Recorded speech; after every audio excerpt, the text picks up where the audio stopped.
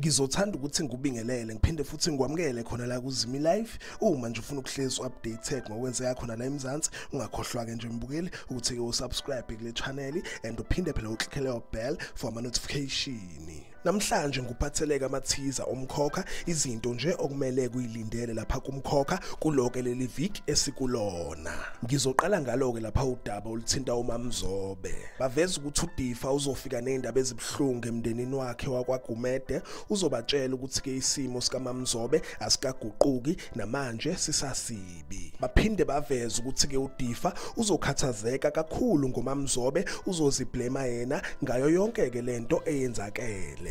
Baphinde baveza ukuthi ke uGabisile uzobuza umbuzo onzima omayelana nokucishwa kwemishini lapha esibhedlela. Ngidlule ngiye kwindaba ethinta uSiphamandla naye ke lapha uMabusi. So baveza ukuthi ke ingane yakhe uSiphamandla benaye kuMabusi bazoyenzela ke imbeleko. Baphinde baveza ukuthi uMabusi uzobuyela embhedeni wakhe womshado. Babeke sebeveza ukuthi uMthembu uzofika ezohlebela uSiphamandla igama lomntwana.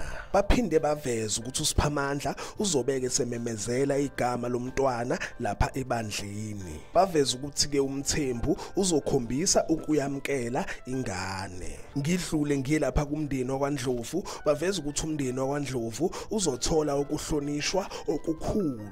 Aphela lapha ke amathize ethu mbukeli, uyazi ke mina ngihlezi ngikhona for wena, ngiyophinda ke futhi ngibuye namanye. Ngicela ke nje ukuthi ungakhohlwa ukulike and ke usubscribe. Ake ngithi ke nje danke, ngiyazi bongela.